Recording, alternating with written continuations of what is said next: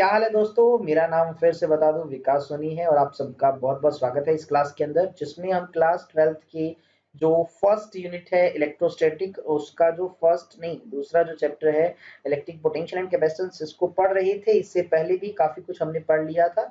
Electric potential का concept खत्म कर दिया था, कैपेसिटेंस वाला टॉपिक जो है चल रहा था। इन द लास्ट क्लास के अंदर, अगर आपको याद होगा, लास्ट वीडियो के अंदर हमने energy stored bye capacitor, energy density of parallel plate capacitor, साथ ही साथ हमने स्फेरिकल एंड सिलेंड्रिकल जो कैपेसिटर्स होते हैं उनकी कैपेसिटी का एक्सप्रेशन भी किया। अगर आपको याद हो तो मैंने आपको बताया भी था कि भैया वो जो टॉपिक है डायरेक्टली आपके नहीं दे रखे, लेकिन एनसीईआरटी के जो एडिशनल एक्सरसाइज के क्वेश्चंस हैं उनमें आपको वो दिख जाएंगे, तो वो करने भी बहुत ज्यादा जरूरी थे। जिन्होंने वो वीडियो मिस कर दी है आप उसको चेक कर सकते हो यूट्यूब पे, वो मैं अपलोड कर चुका हूँ ऑलरेडी। इससे पहले वाले पार्ट में आपको दिख जाएगी। तो आज का जो टॉपिक रहने वाला है वो रहने वाला है आपका grouping of capacitor. Grouping of capacitor, इसका मीन्स टू से क्या है भैया, हम कैपेसिटर को आपस में जोड़ेंगे। जनरली हम सीरीज और पैरेलल दो तरह की कॉम्बिनेशन पढ़ते हैं। अगर आपको याद होगा, आपको याद कहाँ से होगा, आपने अगर 10th क्लास में पढ़ा हो तो आपने वहां रेजिस्टेंस को पैरेलल और सीरीज के अंदर कनेक्ट करना सीखा हुआ है। लेकिन इस चैप्टर में हम कैपेसिटर के अरेंजमेंट को डिस्कस करेंगे। तो आज का हमारा जो टॉपिक है वो यही है कि हम कैपेसिटर को किस तरह से पैरेलल या सीरीज में लगाते हैं और क्यों लगाते हैं, रीजन क्या है यार इनको कनेक्ट करने का, इनकी ग्रुपिंग का। ठीक है, तो चलिए स्टार्ट करते हैं। देखिए, ग्रुपिंग ऑफ कैपेसिटर का एक्चुअल में मतलब क्या होता है। तो ग्रुपिंग ऑफ कैपेसिटर का एक्चुअल में मतलब होता है कॉम्बिनेशन, इनका कॉम्बिनेशन। किसका? कॉम्बिनेशन ऑफ टू और मोर कैपेसिटर, या दो से ज्यादा कैपेसिटर का कॉम्बिनेशन। क्यों हम कंबाइन करते ही क्यों हैं? हम कंबाइन इसलिए करते हैं ताकि हमें रिक्वायर्ड कैपेसिटेंस मिल सके, टू ऑब्टेन रिक्वायर्ड कैपेसिटेंस। कई बार देखो हमारे पास कैपेसिटर अवेलेबल हो, मैं आपको बोल दूं यार हमारे पास तो छोटे छोटे कैपेसिटर है 2-2 माइक्रोफैराड के, और आपको बोल दिया यार आपको तो 10 माइक्रोफैराड चाहिए, तो आप उन दो को कंबाइन करोगे। ये अगर आपको बोल दिया जाए आपके पास बड़े कैपेसिटर है 10-10 माइक्रोफैराड के, और आपको बोल दिया यार मुझे तो 1 माइक्रोफैराड का चाहिए, तो कैसे ऑब्टेन करोगे? तो आपको उनको कंबाइन करके जो उनका इक्विवेलेंट कैपेसिटेंस है वो निकालना आना चाहिए। तो जनरली जो ग्रुपिंग है, जो इनका जो कॉम्बिनेशन है बेटा जी, ग्रुपिंग बोल दो या कॉम्बिनेशन बोल दो, एक ही मीनिंग है दोनों का। तो जो जनरली ग्रुपिंग हम करते हैं कैपेसिटर की, मेनली जो है वो अपन दो तरह का पढ़ते हैं बेटा जी। हम एक तो पढ़ते हैं इसका सीरीज ग्रुपिंग, या जिसको सीरीज कॉम्बिनेशन के नाम से भी जाना जाता है, और जो दूसरा हम पढ़ते हैं, दूसरा वो है आपका पैरेलल कॉम्बिनेशन या पैरेलल ग्रुपिंग। मिक्स ग्रुपिंग के भी बहुत सारे क्वेश्चन हैं। आप कहीं सोचो कि इन टॉपिक्स को पढ़ने के बाद जो क्वेश्चंस रहेंगे, क्वेश्चंस में आपको सिर्फ सीरीज दिखेगा या सिर्फ पैरेलल दिखेगा, नहीं, ऐसा कुछ नहीं है। हम इन दोनों को इंडिविजुअली पढ़ने के बाद इनकी मिक्स ग्रुपिंग को भी देखेंगे। मिक्स ग्रुपिंग मतलब कि अगर आपको किसी सर्किट में ऐसे कैपेसिटर्स लगा रखे हो जिनमें कुछ सीरीज में भी हो और कुछ पैरेलल के अंदर भी हो, तो दोनों तरह की चीजों को अपन डिस्कस करेंगे। ठीक है, तो पहले हम सीरीज कॉम्बिनेशन को और फिर पैरेलल कॉम्बिनेशन को डिस्कस करते हैं। तो चलिए अब हम इसके पहले पार्ट को समझते हैं। पहला पार्ट इसका जो है, यानी हम अब बात कर रहे हैं सीरीज कॉम्बिनेशंस की, या मैं ऐसे भी लिख सकता हूं कि अगर हमने कैपेसिटर्स को कैसे जोड़ रखा है सीरीज में, तो मैं ऐसे लिख दूं कैपेसिटर्स इन सीरीज। तो हम कैपेसिटर को जब सीरीज में लगाएं, first of all capacitor series में कब जुड़े होते हैं, हमें कैसे पता लगेगा कि भाई साहब ये वाले जो कैपेसिटर्स हैं वो सीरीज में जुड़े हुए हैं? कोई पर्टिकुलर इनकी पहचान? बिल्कुल इनकी पहचान है।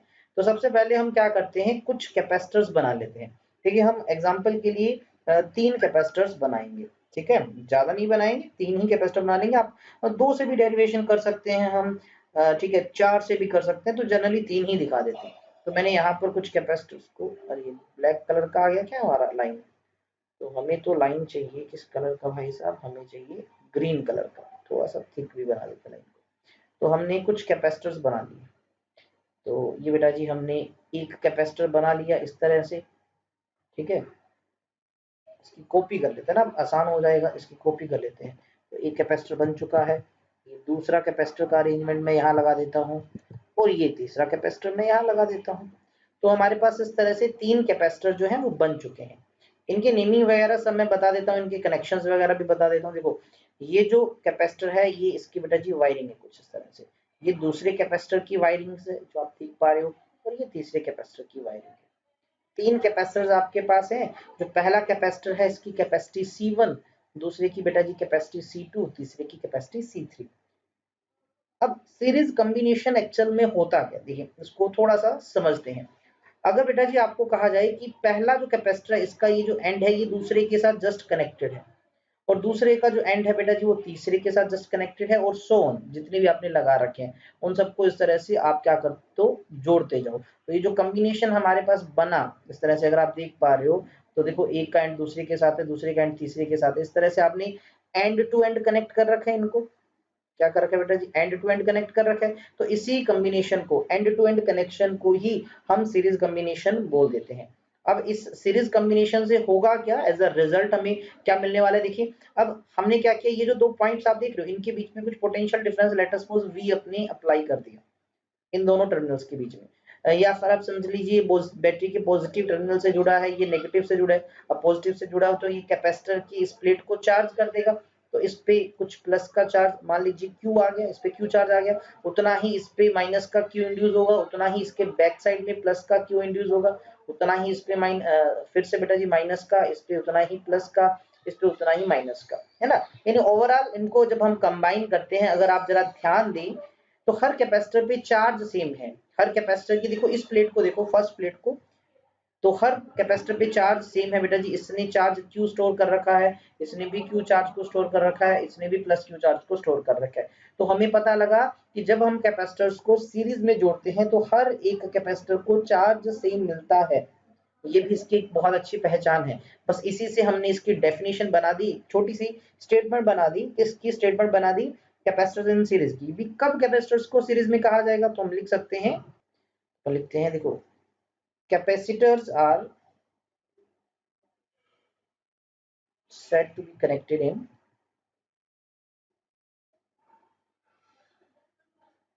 सीरीज। भैया सीरीज में कब इनको कनेक्ट किया हुआ मानेंगे, कब मानेंगे, when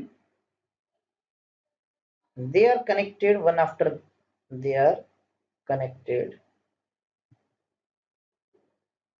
वन आफ्टर अदर, मतलब एक के जस्ट बाद दूसरा, वन आफ्टर अदर, ठीक है। अच्छा, एक सबसे खास बात इसके केस में जो आपने याद रखना है कि जो मैग्नीट्यूड, मतलब वैल्यू वाइज अगर हम चार्ज की बात करें ना, मैग्नीट्यूड ऑफ जो चार्ज है, मैग्नीट्यूड ऑफ जो चार्ज है वो बेटा जी क्या रहता है, remains same for each capacitor, remains same for each capacitor. हर कैपेसिटर के लिए जो चार्ज की वैल्यू है वो बेटा जी सेम रहती है। ये सबसे इंपॉर्टेंट चीज है जो यहाँ पर मैं स्टार से लिख रहा हूँ कि हर कैपेसिटर को चार्ज जो है बेटा जी वो सेम मिलने वाला है। यही सबसे अच्छी खास बात है इस कॉम्बिनेशन की।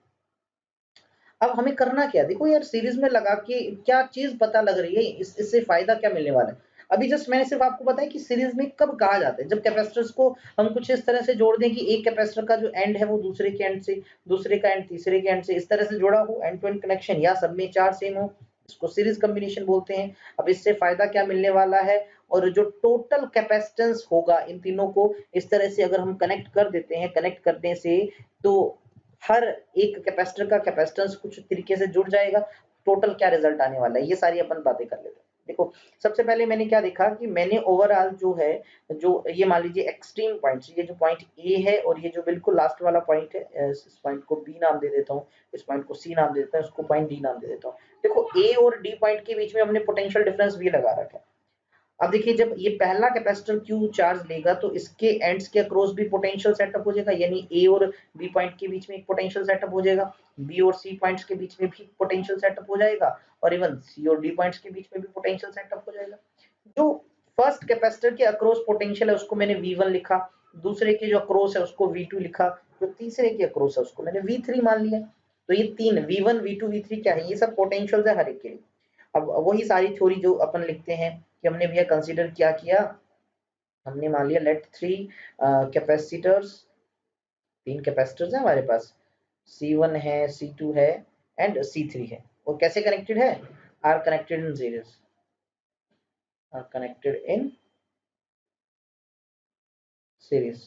तो ठीक है भाई, सीरीज में हमने इनको मान रखा है, कनेक्ट है सीरीज में।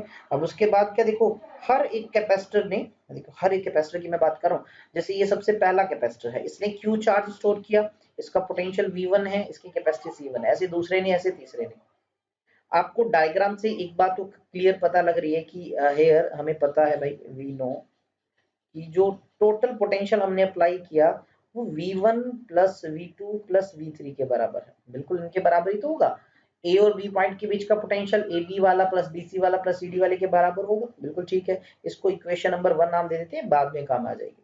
अब हर मैं इंडिविजुअल कैपेसिटर के लिए लिखता हूँ। अब मैंने लिखा फॉर फर्स्ट कैपेसिटर, मैंने सिर्फ और सिर्फ पहले कैपेसिटर को उठाया और उसके लिए चेक किया। मैंने माना देखो, मान लीजिए जो पहला कैपेसिटर उसके लिए आपको एक फॉर्मूला पता होगा Q इंटू सी वी, ये तो सबके लिए लगाया जाता है। तो यहाँ से मैं आपसे पोटेंशियल पूछूं तो पोटेंशियल का फॉर्मूला क्या बन गया, Q बाई सी बना। तो अब पहला कैपेसिटर है तो इसके लिए क्या लिखो बेटा जी, Q बाई सी वन लिखो, तो पोटेंशियल भी पहले का आ जाएगा, V1 आ जाएगा। फर्स्ट कैपेसिटर के लिए ऐसे तो लिखा जाएगा। सिमिलरली अगर मैं सेकंड कैपेसिटर के लिए लिखता हूँ, सिमिलरली हम बात कर रहे हैं बेटा जी सेकंड कैपेसिटर के लिए, तो सेकंड कैपेसिटर के लिए मैं सीधा ही पोटेंशियल लिख देता हूँ बेटा जी, क्या आ जाएगा, उसका चार्ज डिवाइड बाय उसकी कैपेसिटी C2। इसी तरह से अगर मैं आपसे थर्ड कैपेसिटर की पूछ लूं तो आप थर्ड कैपेसिटर का पोटेंशियल भी बता देंगे, Q बाई C3, सबका पोटेंशियल बता दिया। अब हम कर क्या रहे हैं यार, एक्चुअली में हमारा जो मेन मकसद क्या है, देखो एक्चुअल में हमारा मेन मकसद ये है कि भैया इन तीन कैपेसिटर को जब तुमने सीरीज में लगाया, इनको सीरीज में लगाने से इनका जो ओवरऑल कैपेसिटेंस है उसमें कुछ चेंज आ जाएगा। शायद ऐसा हो जाए कि इन तीनों को कंबाइंड करने से ये बिहेव करे एक ऐसे कैपेसिटर की तरह। ध्यान देना, इन तीनों का कॉम्बिनेशन C1 C2 C3 का कॉम्बिनेशन जो है वो एक सिंगल कैपेसिटर की तरह बिहेव करे। अब उस सिंगल कैपेसिटर की खास बात क्या है, देखो यहाँ पर हर एक के पास चार्ज Q है, ये सिंगल कैपेसिटर भी चार्ज Q स्टोर करेगा। और इन तीनों को मिलाकर पोटेंशियल कितना है, ये सिंगल कैपेसिटर उतना पोटेंशियल यूज करेगा। इन तीनों की कैपेसिटी C1 C2 C3 है और इस जो सिंगल है इसकी कैपेसिटी को मैंने CS नाम दे दिया। CS क्यों नाम दिया, क्योंकि ये सीरीज में लगाने से आया। तो मैंने माना कि इन तीनों का इक्विवेलेंट ये है भैया, ये जो CS है, व्हाट इज CS, CS जो है बेटा जी वो इक्विवेलेंट कैपेसिटेंस है, यानी तीन कैपेसिटर की बजाय मैं एक ही कैपेसिटर लगा दूं तो वो ये CS है। तो हमें CS का फॉर्मूला बनाना है। तो बेटा जी मुझे बता, अब इस सर्किट के लिए मैं सही यही पोटेंशियल का फॉर्मूला लगाता हूं, तो मुझे पता है पोटेंशियल इसका क्या होगा, इसका चार्ज डिवाइड बाय इसका कैपेसिटेंस, वो तो CS है। अब आपके पास V1 V2 V3 और V की सबकी वैल्यू है और हमें पता है from equation number 1, equation number 1 में हमने यही तो सीखा कि जो V है उसको V1 प्लस V2 प्लस में V3 लिखा जा सकता है। अब V को क्या लिखे, V को अभी अभी हमने चेक किया, ये तो टोटल पोटेंशियल है। टोटल पोटेंशियल किसकी टर्म में लिखेंगे, टोटल चार्ज बाय टोटल जो इनका कैपेसिटेंस आएगा सीरीज में लगाने पर।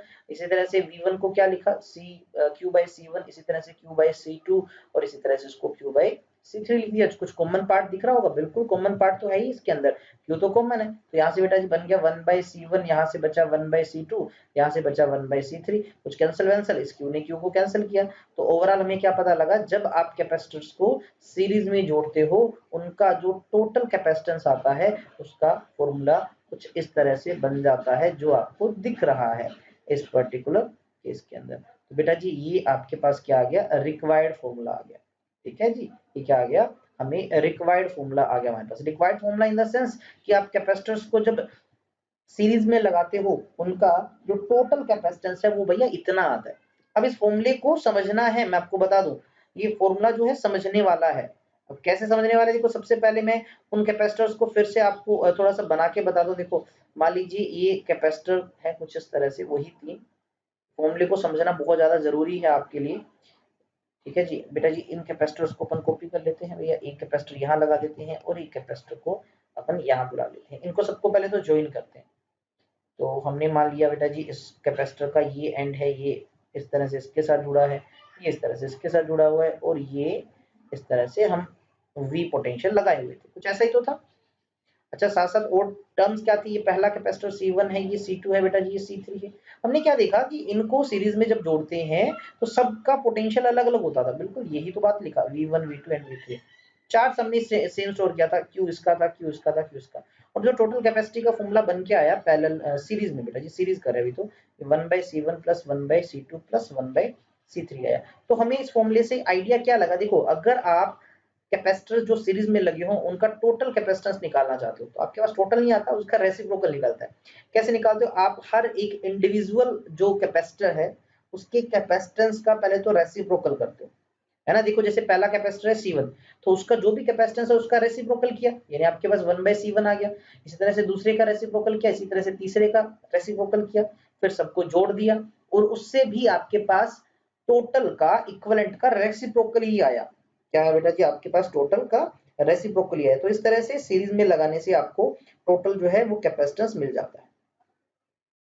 ठीक है, आई थिंक सो ये आपको क्लियर होगा। तो मैं ऐसे लिख सकता हूँ कि देखो ये सी एस क्या है बेटा जी, सी एस है टोटल कैपेसिटेंस। तो मैं ऐसे लिख सकता हूँ कि जो reciprocal of total capacitance in series, total capacitance in series किसके बराबर होगा, is equals to sum of, किसका सम कर रहे हैं भाई, रेसिप्रोकल्स ऑफ ऑल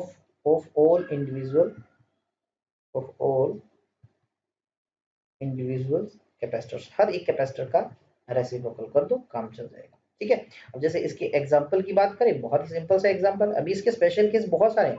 देखो आपको बोल दिया कि भैया आपने दो कैपेसिटर लगा रखे कुछ इस तरह से, सीरीज में है, 2 माइक्रोफैराड का है और ये मान लीजिए 5 माइक्रोफैराड का है। आपसे बोला जाए कि भैया ए और बी के बीच का या ए और सी के बीच का टोटल कैपेसिटेंस बता दो। तो देखो सीरीज में पहचानने का बहुत ही एक आसान तरीका है। अब देखो जब भी आप सीरीज को पहचानना चाहते हो, देखो किसी एक पॉइंट से चलना स्टार्ट कर दो। मैं यहाँ से चला, मुझे कैपेसिटर पहले में एंटर करना पड़ा, यहाँ से निकला तो मुझे दूसरे में एंटर करना पड़ा, कोई और रास्ता ही नहीं था। यानी एक सिंगल पाथ है, एक सिंगल वे है। और जब एक सिंगल वे आ जाए, ध्यान रखना, जब आपके पास एक हमेशा सिंगल वे होती है, एक ही रास्ता होता है, तो समझ लेना S for single, S for series, वो सीरीज कॉम्बिनेशन ही है। अब सीरीज कॉम्बिनेशन है तो टोटल कैसे निकालोगे, टोटल तो बहुत आसान है। तो 1/cs जो आएगा बेटा जी वो 1/c1 प्लस 1/c2 होगा। तो आप क्या कर सकते हो, 1/2 प्लस 1/5 इस तरह से इसको सोल्व कर सकते हो। और ध्यान देना बेटा जी, तब इसको जब सोल्व करते हो, जो भी तुम्हारा आंसर आता है वो 1/cs की वैल्यू होती है तुम्हारी, जो भी एक्स वाई जेड आया। तो लास्ट में cs निकालने के लिए इसका रेसिप्रोकल करना मत भूलना। ये बच्चे जनरली स्टेप मिस कर देते हैं। और आप चाहो एक डायरेक्ट ट्रिक भी याद कर सकते हो कि जब आपके पास दो कैपेसिटर होते हैं बेटा जी, सिर्फ दो ही दिए हो सीरीज में, तो इनका टोटल cs जो है वो कैसे आएगा, दोनों का मल्टीप्लाई C1 C2 का डिवाइड बाय दोनों का सम। ये इनका एलसीएम लेने से ही फॉर्मूला बना है, कोई अलग से फॉर्मूला नहीं बना। तो ये वाला आप शॉर्ट में यूज कर सकते हो, आप अपनी स्पीड को फास्ट करने के लिए। तो जैसे एक 2 है और एक 5 है, तो क्या कीजिए, सिंपली 2 और 5 का मल्टीप्लाई किया, डिवाइड बाय 2 और 5 का सम कर दिया, ऐसे तो होगा। अब देखो 2 माइक्रोफैराड है यार, 10 की पावर माइनस 6 इसके साथ है, 10 की पावर माइनस 6 इसके साथ है, तो ये हो गया 10 गुना में 10 की पावर माइनस 12। और देखो यहाँ से 5 और 2 7 गुना में 10 की पावर माइनस 6। अब आप पिताजी निकाल सकते हैं इसको सोल्व करके, आप इसको सोल्व करके आप जो भी है आंसर आपका वो आ जाएगा इस तरह से। तो आप ये डायरेक्ट यूज कर सकते हो फॉर टू कैपेसिटर्स के लिए। ठीक है, यहाँ तक की कहानी समझ आ गई होगी आई थिंक तो तुम सब बच्चों को। एंड अब देखो भाई, अब देखो इसके बाद की कहानी, इसके स्पेशल केस है बेहद शानदार। इन स्पेशल केसेस को आपने बिल्कुल भी नहीं भूलना, क्योंकि स्पेशल केसेस से ये चीजें बहुत ज्यादा आपको क्लियर होने वाली हैं। स्पेशल केस काफी सारी हैं, वन बाय वन सबको डिस्कस करेंगे हम। फर्स्ट ऑफ ऑल हम बात करें कि देखो कैपेसिटर को जब हम सीरीज में जोड़ते हैं इस तरह के जो आप कनेक्शन देख रहे हो, इसके अंदर ध्यान देना कि जो इलेक्ट्रिक चार्ज है क्या होता है बेटा जी, is same for each capacitor. हर कैपेसिटर को मिलने वाला जो चार्ज है बेटा जी वो सबका सेम होता है। यानी अगर आपको बोल दूं कि 3 कैपेसिटर्स को आपने सीरीज में लगा रखा है इस तरह से, इसकी कैपेसिटी 2 माइक्रोफैराड है, दूसरे की 3 माइक्रोफैराड है और अगले की 4 माइक्रोफैराड है। मैंने कहा तीनों को सीरीज में जोड़ रखा है एक बैटरी V के साथ। तो मैंने बोला अगर पहले का चार्ज Q1 है, दूसरे का बेटा जी Q2 है, तीसरे का Q3 है, तो क्या आप मुझे Q1 ratio Q2 ratio Q3 बता सकते हो? क्या इसका रेशो 2:3 रेशो 4 होगा, या इसका रेशो 1:1 ही होगा? तो बिल्कुल बेटा जी 1:1 ही होगा, बिकॉज चार्ज सबका ही सेम होगा, Q1 Q2 और Q3 बराबर ही होंगे। ये आपने याद रखना, सीरीज में चार्ज सेम ही मिलेंगे।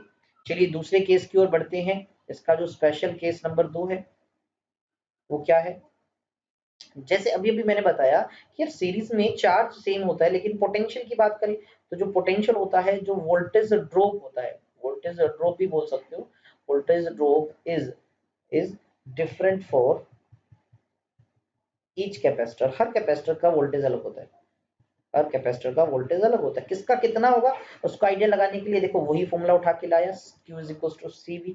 अब यहाँ से बेटा जी C क्या आया, Q upon में V आया। अब आपको पता है Q तो सेम है हर एक कैपेसिटर के लिए सीरीज में, तो इसका मतलब C जो हुआ वो V के इनवर्सली डिपेंड किया। ये बहुत अच्छा रिजल्ट है, मैं तुम्हें बता दूं, C V के इनवर्सली है। यानी अगर किसी का कैपेसिटेंस ज्यादा है वहां पर पोटेंशियल ड्रॉप कम होगा, अगर कहीं कहीं कहीं कैपेसिटेंस बहुत कम है तो वहां पोटेंशियल ड्रॉप ज्यादा होगा। यानी एग्जांपल के तौर पे मैंने क्या किया, कुछ कैपेसिटर्स को ऐसे जोड़ रखा है, 3 ही कैपेसिटर लगा रहा हूँ। तो ये बेटा जी पहला 2 माइक्रोफैराड का है, ये मान लीजिए 3 माइक्रोफैराड का है, और इसको मैंने 4 माइक्रोफैराड का बना लिया जो पहले में बना रहा हूँ, C1 C2 एंड C3। मैंने तुमसे कहा भी देखो, अब हमने क्या किया, बैटरी से जोड़ दिया 20 वोल्ट की, हमें ये तो पता है सबका चार्ज जो है बेटा जी सेम होगा। मैंने कहा इसका जो पोटेंशियल ड्रॉप है वो V1 है, इसका जो पोटेंशियल ड्रॉप है वो V2 है, इसका जो पोटेंशियल ड्रॉप है V3 है। अब इनमें V1 V2 V3 में सबसे ज्यादा पोटेंशियल ड्रॉप कहाँ होगा, यानी इस टोटल वोल्टेज का ज्यादा हिस्सा कहाँ यूज हो जाएगा। तो अभी भी मैंने बताया कि जो C होता है वो V के इनवर्सली है, या फिर आप ऐसे बोल दो जो V है वो C के इनवर्सली है। इनमें से जिसकी कैपेसिटी सबसे ज्यादा होगी वहां पोटेंशियल सबसे कम यूज होगा, जिसकी कैपेसिटी सबसे कम है वहां पोटेंशियल सबसे ज्यादा यूज होगा। अब कैपेसिटी सबसे कम तो पहले वाले की है, C1 सबसे कम है, तो यानी सबसे ज्यादा पोटेंशियल तो यही यूज होगा, यानी V1 सबसे बड़ा होगा, उससे छोटा V2 होगा और सबसे छोटा आपका V3 होगा। ठीक है, ये आप चीजें याद रखें, बहुत ही सिंपल सिंपल चीजें हैं, तो ज्यादा टिपिकल नहीं है लेकिन काफी काम की है। अच्छा, अभी और भी काफी सारे स्पेशल केस है, सिर्फ ये 2 ही नहीं। अपन तीसरे स्पेशल केस की ओर बढ़े तो मैं आपको बताना चाहूंगा कि सीरीज कॉम्बिनेशन में ध्यान रखना, इन सीरीज कॉम्बिनेशन, ये जो हमने अभी अभी इसका सीरीज कॉम्बिनेशन किया, जो टोटल कैपेसिटेंस है, टोटल कैपेसिटेंस है बेटा जी वो डिक्रीज हो जाता है, डिक्रीजेस ओवरऑल। हमें जो जो कॉम्बिनेशन सीरीज कॉम्बिनेशन में कैपेसिटेंस जो है वो कम मिलता है। कम मिलने का सेंस क्या है, मान लीजिए हमने कुछ कैपेसिटर्स लगा रखे हैं इस तरह से, 2 का ही एग्जांपल ले लेते हैं अपन, 3 का नहीं लेते, 2 का ही एग्जांपल ले लेते हैं। तो हमने मान लीजिए बेटा जी कुछ इस तरह से 2 कैपेसिटर लगा दिए, ठीक है, और इनकी वैल्यू भी मान लेते हैं अपन, कोई भी आर्बिट्रेरी वैल्यू मान लेते हैं, जैसे क्या मान लीजिए मुझे बताओ, हाँ ये मान लीजिए 4 है माइक्रोफेराड का, और ये मान लेते हैं हम 6 माइक्रोफेराड का। तो 2 कैपेसिटर बना लिए C1 और C2। अब देखा जाए तो ये पहला अकेला ये 4 माइक्रोफेराड का है, और दूसरा अकेला 6 माइक्रोफेराड का है, मतलब दोनों की कुछ ना कुछ वैल्यूज हैं। ठीक है, मतलब पहला जो अकेला है वो 4 का है, दूसरा 6 का है। अब मैंने कहा जब सीरीज में लगा दे तो टोटल कितना आएगा, तो बोले सर सीरीज में टोटल तो हमने सीखा हुआ है, दोनों का मल्टीप्लाई करो डिवाइड बाय दोनों का सम। डायरेक्ट फॉर्मूला ये आप करने चाहो तो लॉन्ग मेथड से भी कर सकते हो। तो 4 गुना में 6 और यहाँ पर आ जाएगा 4 प्लस में 6, वही ऊपर देखो 24, दोनों के साथ देखो ये भी माइक्रो फैराड में ये भी माइक्रो, तो 10 की पावर -12 हो जाएगी, डिवाइड बाय क्या है बेटा 4 और 6 10, तो 10 गुना में 10 की पावर -6, तो यहाँ से बेटा जी ये इससे कैंसिल हो गई, 6 पावर बची और ये बन गया आपका 2.4। तो आपके पास आ गया 2.4 मल्टीप्लाई बाय 10 की पावर 6 यानी 2.4 माइक्रोफैराड आ गया। अब जरा ध्यान से देखें कि टोटल जो आया ना सीरीज में वो 2.4 माइक्रोफैराड आया, लेकिन अगर जरा देखो, अगर ये अकेला तुम C1 भी देख लो ना, ये 4 माइक्रोफैराड का था, अकेला C2 देख लो 6 माइक्रोफैराड का था, और टोटल तो इससे कम आ रहा है। हम तो सोचते हैं कि हमेशा की जब चीजों को जोड़ेंगे तो चीज बढ़नी चाहिए, देखो ऐसा ऐसा हर बार नहीं होता, वो डिपेंड करता है कि आप किस तरह से कंबाइन करते हैं। तो हमें एक बहुत अच्छा रिजल्ट मिला कि सीरीज कॉम्बिनेशन के अंदर जब हम चीजों को सीरीज में जोड़ते हैं तो सीरीज कॉम्बिनेशन में जो टोटल कैपेसिटेंस है बेटा जी वो डिक्रीज हो जाता है, ओवरऑल जो कैपेसिटेंस है CS है वो हमें हमेशा कम मिलता है। और एक अच्छा सबसे फैक्टर मैं बताना चाहूंगा तुम्हें, इसका ही रिजल्ट बताना चाहूंगा। अब मैं तुमसे पूछ लूं कि इन दोनों में C1 C2 में छोटा कौन सा है, तो बोले सर 4 माइक्रोफैराड, और इस रिजल्ट को देखो ये उससे भी छोटा है, कि हमारा जो टोटल CS आता है वो बेटा जी वो छोटा होता है किससे, स्मॉलेस्ट वाले से। मतलब आपने जितने भी कैपेसिटर लगा रखे हैं आप उनमें से जो सबसे छोटा लग रहा है ना आपको, टोटल उससे भी कम आने वाला है, टोटल उससे भी कम आने वाला है। इसका मैं एक छोटा सा एग्जांपल तुम्हें दे देता हूं। मैंने तुमसे कह दिया भी देखो तुम्हारे पास काफी सारे कैपेसिटर जुड़े हैं, सारे के सारे हम मान के चल रहे हैं सीरीज में जुड़े हैं, सीरीज का ही तो अपन एक बार डिस्कस कर रहे हैं। तो मैंने कहा इस तरह से सीरीज में आपने जोड़ रखा है, ठीक है जी बेटा। और फिर मैंने कहा देखो इनकी सबकी वैल्यू, जैसे ये 1 माइक्रोफैराड का है, ये मान लीजिए 2 माइक्रोफैराड का है, ये 3 माइक्रोफैराड का है, ये 4 माइक्रोफैराड का, और मैंने कहा पैरेलल में इनका जो टोटल आएगा, सॉरी सीरीज में इनका जो टोटल आएगा बेटा जी वो कितना होगा, क्या वो 1 से बड़ा होगा, क्या वो 1 से छोटा होगा। अरे मैंने दोनों ऑप्शन सेम लिख दी, कैसा होगा, तो यार मैंने अभी भी बताया कि CS जो होता है बेटा जी CS वो ऑलवेज छोटा होता है C स्मॉलेस्ट से। C स्मॉलेस्ट मतलब इनमें सबसे कम वैल्यू वाला कौन है, 1 माइक्रोफैराड, तो जो इनको कंबाइन करने से टोटल आएगा वो 1 माइक्रोफैराड से भी कम होगा, यानी इसका जो टोटल ओवरऑल आंसर आएगा ना वो बेटा जी लेस देन 1 माइक्रोफैराड आएगा। श्योर आप उसको चेक कर सकते हैं, ये सीरीज की बता रहा हूँ सारी की सारी कहानी। चलिए बढ़ते हैं अगले केस पे। अभी तो हमने कितने केस के, आई थिंक सो हमने 3 केस कर लिए हैं। फोर्थ इंपॉर्टेंट केस करते हैं, कैपेसिटर से ही रिलेटेड है ना।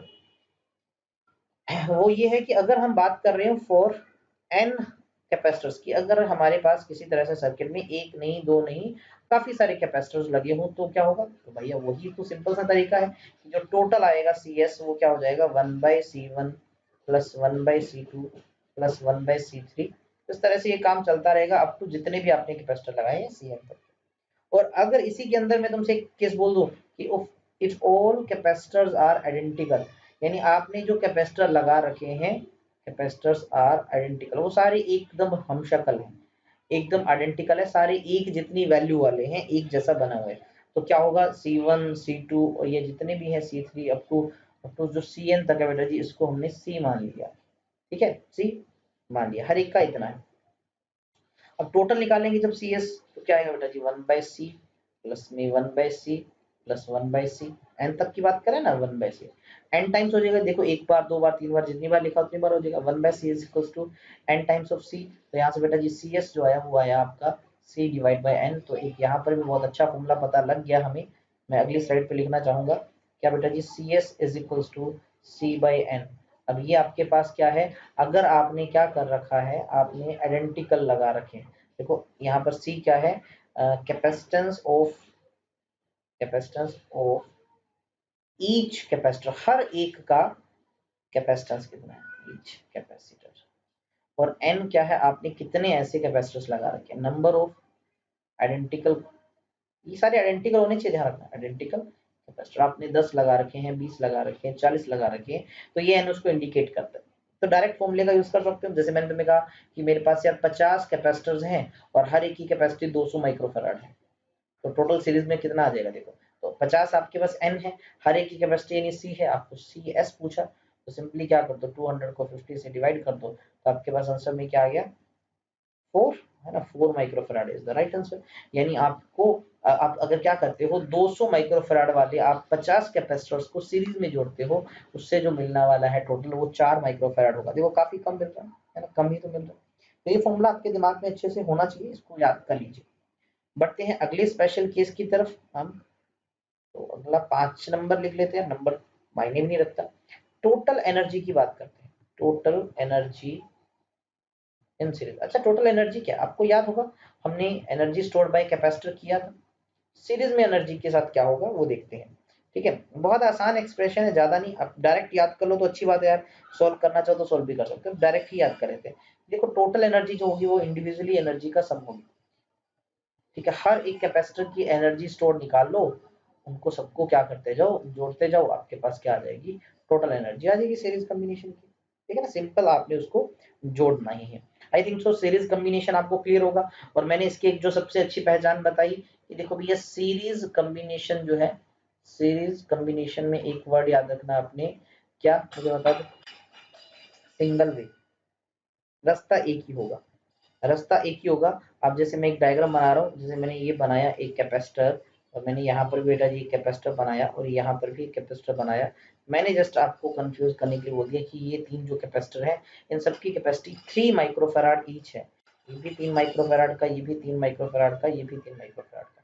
अब यहाँ देखिए कंफ्यूज नहीं होना कि ये तीन और तीन तो आपस में पैरेलल में लग रहे हैं, अरे लगने से क्या होता है भाई, करने से होगा। तो ए से चले, अब रास्ते वाइज पता लगेगा, हम ए से चले, इस कैपेसिटर से निकल आए, क्या कोई रास्ता बदला, नहीं, एक ही रास्ता जा रहा है, इधर जाना पड़ा, इसमें से निकला, रास्ता बढ़ा, कोई बदला नहीं, सिर्फ एक ही रास्ता तो है, यहाँ से निकल के मुझे बी तक मजबूरन आना पड़ेगा। अगर मैं ए से चलूं और बी तक पहुंच जाऊं और मैंने सिर्फ एक ही पाथ फॉलो किया, कहीं पर भी रास्ते में मुझे ऐसे नहीं लगा कि यार यहाँ तो दो रास्ते अलग अलग हो रहे हैं, यानी वे जो है पूरा का पूरा सिंगल वे हो अगर, तो समझ जाना बेटा जी ये कैसा कॉम्बिनेशन है, ये आपका सीरीज कॉम्बिनेशन है। तो ये एक पहचान है।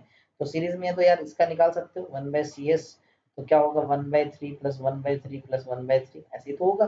तो क्या देगा बेटा जी 3/3, आपका आंसर आ जाएगा CS का 1 माइक्रोफैराड। ठीक है, इस तरह से निकाला जा सकता है।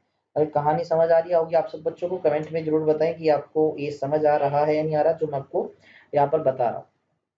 ठीक है, तो इस तरह से आप निकाल सकते हो। अच्छा थोड़ा सा और दिखाना हो यार, सर्किट डायग्राम ही तो बनाना है, कैसा मर्जी बनाया जा सकता है, सर्किट डायग्राम ऐसा भी बनाया जा सकता है, लेकिन ये भी कोई ऐसे अलग सा कॉम्बिनेशन नहीं है, ये सीरीज कॉम्बिनेशन ही है।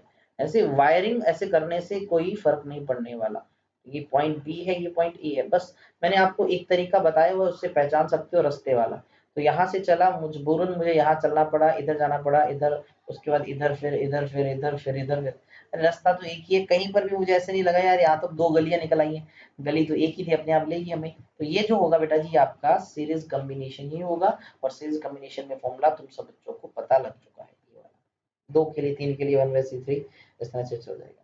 तो ये तो बेटा था आपका सीरीज कॉम्बिनेशन। अब इसी के साथ अपन देख लेते हैं पैरेलल कॉम्बिनेशन का भी सेम, क्योंकि पैरेलल कॉम्बिनेशन को भी समझना है हमें, पैरेलल कॉम्बिनेशन होता क्या है, तो पैरेलल कॉम्बिनेशन में क्या-क्या टर्म्स होती हैं वो सारा डिटेल में अपन देख लेते हैं। दूसरा बेटा जी अपना पैरेलल कॉम्बिनेशन या कैपेसिटर इन पैरेलल कॉम्बिनेशन ऐसे भी लिख सकते हैं इसको। फर्स्ट ऑफ ऑल वही क्वेश्चन, या पैरेलल कॉम्बिनेशन होता क्या है, तो इसको समझने से पहले हम क्या करते हैं, एक कैपेसिटर को बना लेते हैं। फिर से अपने एक कैपेसिटर को बुला लेते हैं। एक कैपेसिटर हमारा बन के रेडी हो गया, तो बस ऐसे एक लाइन और लगा ही लेते हैं इसके साथ एक्स्ट्रा।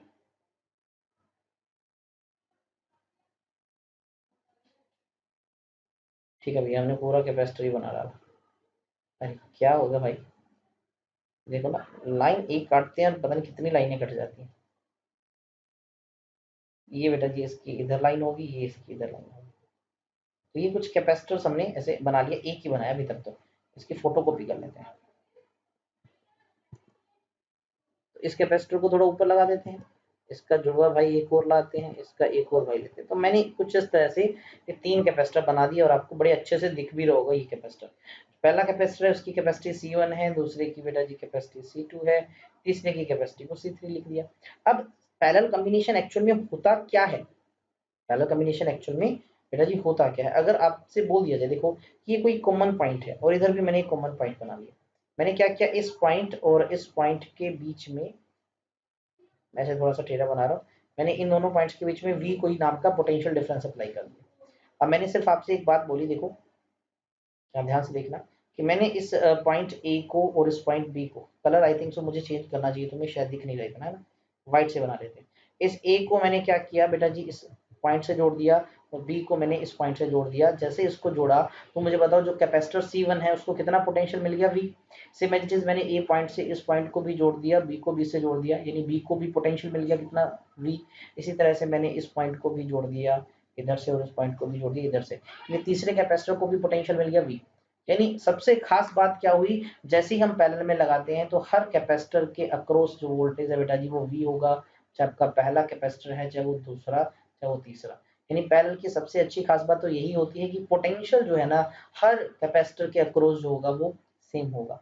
अब चार्ज की बात करें तो देखो यार, इस बैटरी के पॉजिटिव टर्मिनल ने चार्ज अप्लाई करना है, तो यहाँ से मान के चलो कुछ चार्ज क्यों आया।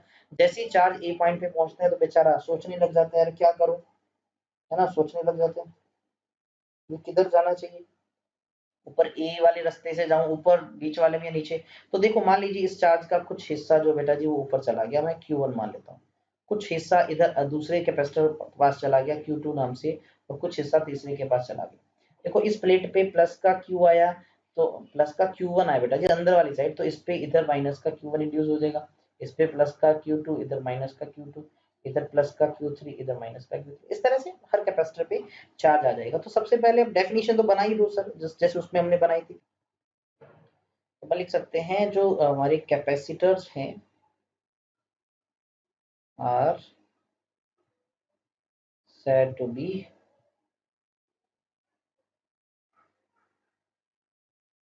connected in parallel. भाई ये पैरेलल में जुड़े हैं, ध्यान रखना।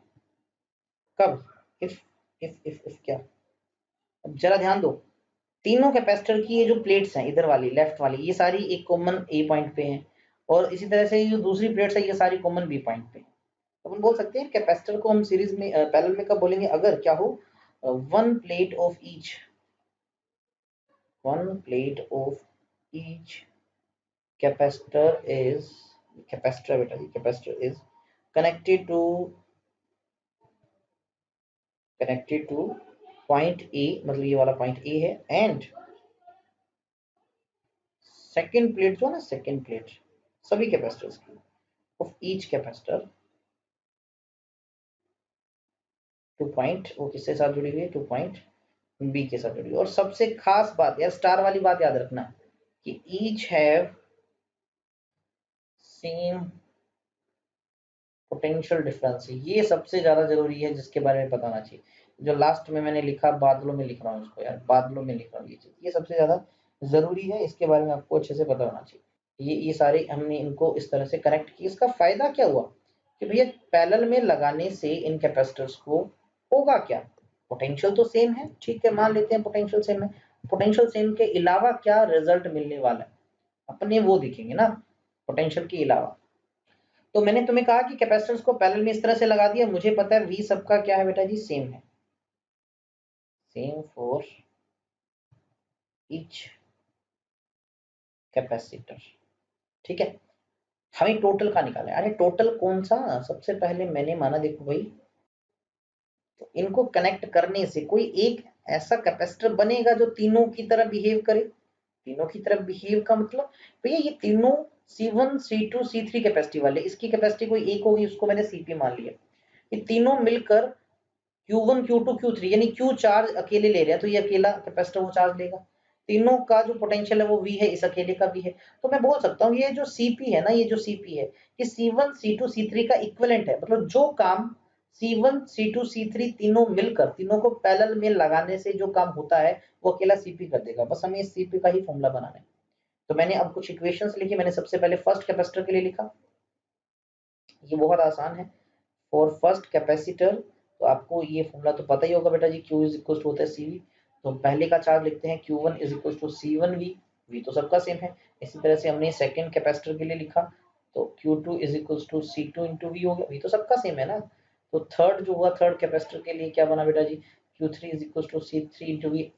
And for equivalent capacitor, equivalent का मतलब कि भैया ये जो C1 C2 C3 कैपेसिटर तीनों अलग अलग जो है, इनको जब अपने पैरेलल में लगाया तो इनको मिलाने से जो टोटल बनेगा ना उसका कैपेसिटेंस, फॉर इक्विवेलेंट कैपेसिटर।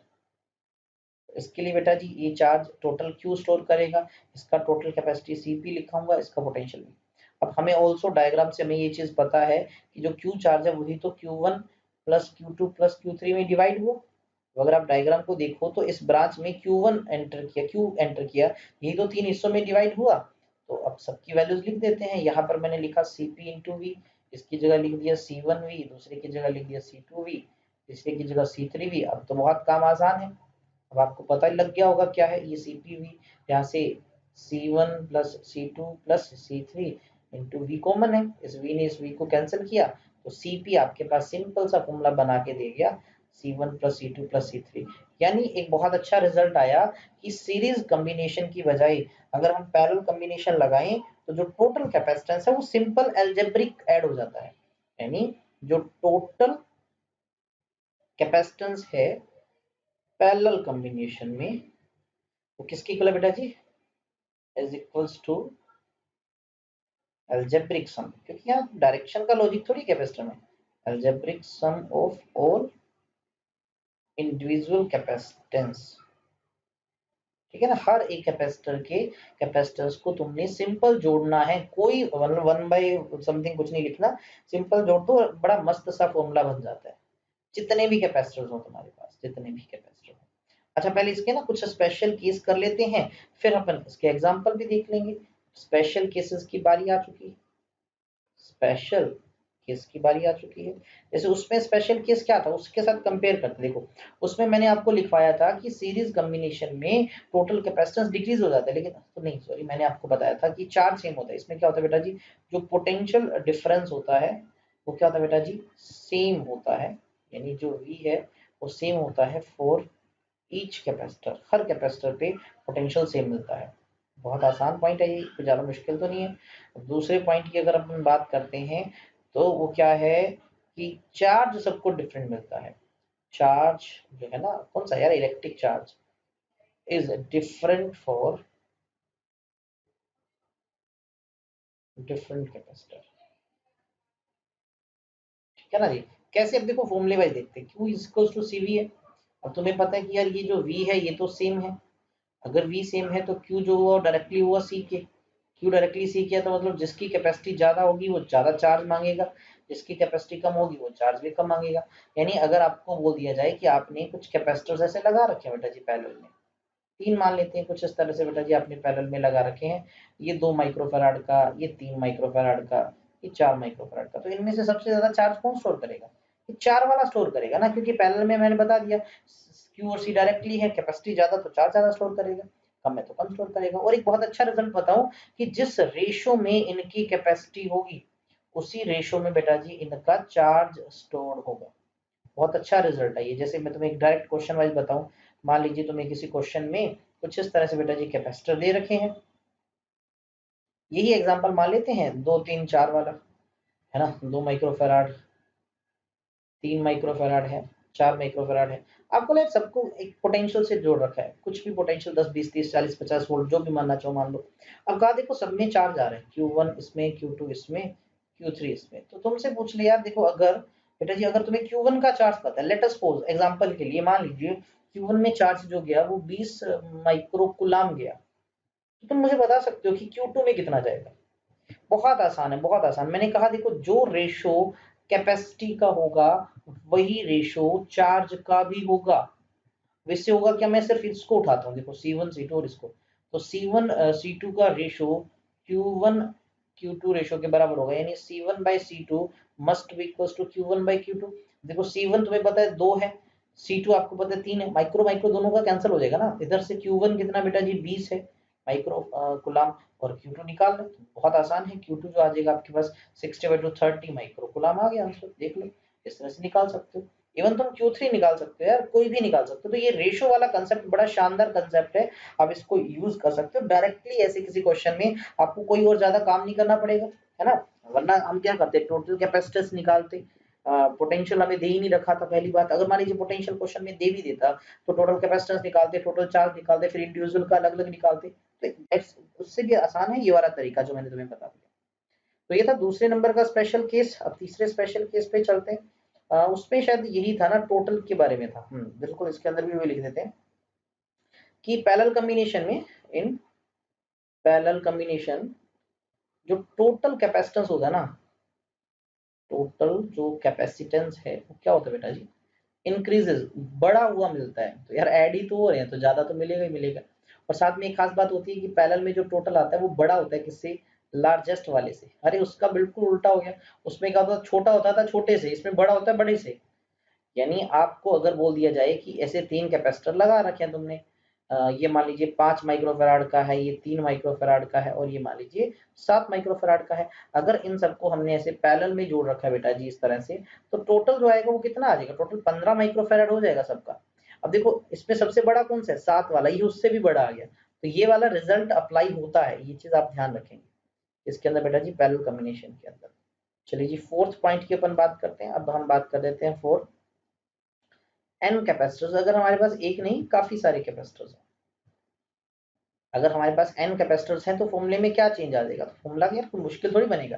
तो Cp जो बन जाएगा वो बन जाएगा C1 plus C2 plus C3 up to ये Cn तक चलेगा हमारा ये, ठीक है ना। इस तरह से हम इसको लगा सकते हैं इस फॉर्मूले को। और इसी फॉर्मूले को अगर अपन लिखें किसके लिए, देखिए बहुत इंपॉर्टेंट है, for n identical, identical word आती है समझ लेना यार, एकदम डिट्टो, आइडेंटिकल कैपेसिटर्स, वो भी कैसे पैरेलल में लगे बेटा, तो यानी C1 C2 C3 up to ये जितने भी अपन ले रहे हैं ये सारे के सारे C है।